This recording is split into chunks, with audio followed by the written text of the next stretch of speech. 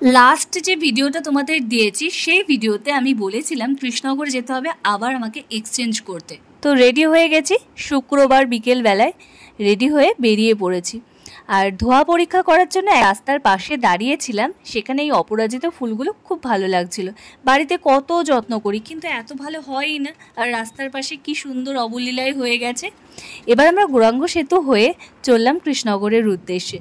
আজকের ওয়েদারটা কি বলবো, এত ভালো ছিল না, এত স্বাদ দিয়েছে ওয়েদার আমাদের সাথে। খুব সেফলি আমরা পৌঁছে গেছি ইজি বাইতে। এবার চলো যাওয়া যাক উপরে। এবার লিফটে করে ফার্স্ট ফ্লোরে চলে এলাম। ফার্স্ট এসছি ইজি বাইতে। এখানে মামামের যে জামাটা ছিল সেইটা আমি বদলে আমি ভাবছি যে কি নেব। তো অনেকই হাত কাটা যেগুলো গরমে পরা সেগুলোও দেখছিলাম, আর এই সোয়েট শার্টগুলো দেখছিলাম। ভাবলাম যে শীতকাল তো চলেই এসেছে, আর 2 মাস পর শীতকাল, তো তখন সোয়েট শার্টগুলো কিন্তু কাজে লেগে যাবে। তাই এই ফ্যান্সি জামাগুলো আর নিলাম না, কিন্তু তবুও হাত দিয়ে দিয়ে দেখছিলাম, ওর বাবাকে দেখাচ্ছিলাম যে দেখো এখানকার কালেকশন কিন্তু রিজনেবলের মধ্যে।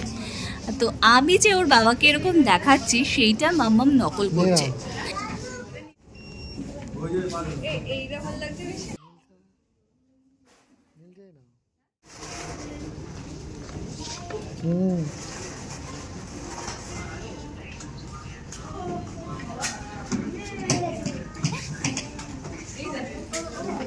এখানে আমার বেশ কয়েকটা সোয়েট শার্ট ভীষণ পছন্দ হয়েছিল, 3টে নিয়ে গেলাম ট্রায়াল রুমে।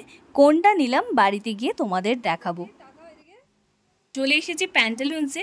এখান থেকে এই জামাটা পরালাম আর এই জামাটা পরালাম, তো দুটোর মধ্যে আমার এটাই বেশি ভালো লাগলো। এটা আমি বারবার বলে এনেছি, তোর কুটকুট করছে না তো মাম্মা? তো তারপরে চলে এলাম কুর্তি দেখতে। যদিও কুর্তি নেওয়ার কোনো প্ল্যান নেই, কুর্তি দেখবো না, মানে কুর্তি নেব না, দেখতে তো দোষ নেই তাই না। তো এখানে খুব ভালো ভালো নাইট শ্যুটও ছিল, রিজনেবল প্রাইসের মধ্যে একদমই নয়। তো এই শার্টটা আমার ভীষণ পছন্দ হয়েছে। পরার আগে আমি এর দামটা দেখিনি, দামটা দেখলে আর নিতাম না, কিন্তু যখন পরেই নিয়েছি তাই নিয়েও নিলাম। আর এই জামাটা আমার খুব বেশি পছন্দ ছিল। ওর বাবাকে আমি বললাম যে নাও, তোমার জমানো পয়সা দিয়ে আমি কিনে দিচ্ছি, কিন্তু ছেলেরা এরকমই হয়। আমার বাবা জেঠুকেও দেখেছি, পরিবারের কথা চিন্তা করে নিজেকে কিভাবে দমিয়ে রাখতে হয়।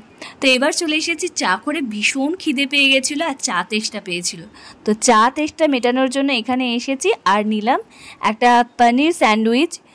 চিকেনটা খেতে ইচ্ছা করছিল না, আর তার সাথে নিলাম একটা চিকেন নাগেটস না পপকর্ন ছিল, যাই হোক ওরকম একটা কিছু নিলাম। এখানকার খাবার দাবার না খুব ভালো, সত্যি কথা বলতে। রিজনেবল কিনা জানি না, কিন্তু ভালো লাগে খেতে। চাটা অসাধারণ মানে। তারপরে একটা মোমো নিয়েছিলাম, ফ্রায়েড মোমো, এটা মোটামুটি ওকে খেতে ছিল। এবার কৃষ্ণনগরকে টাটা করে বাড়ির দিকে যাওয়ার পালা। এটা হচ্ছে আমার কলেজের রাস্তা। আমি কৃষ্ণনগর ওমেন্স কলেজে পড়তাম। নবদ্বীপে ঢুকতেই দেখি বাঁশ পোতা হয়ে গেছে চারিদিকে, তার মানে দুর্গাপুজো চলেই এলো। আজকের মতো এইটুকুনি। ভালো লাগলে লাইক করো।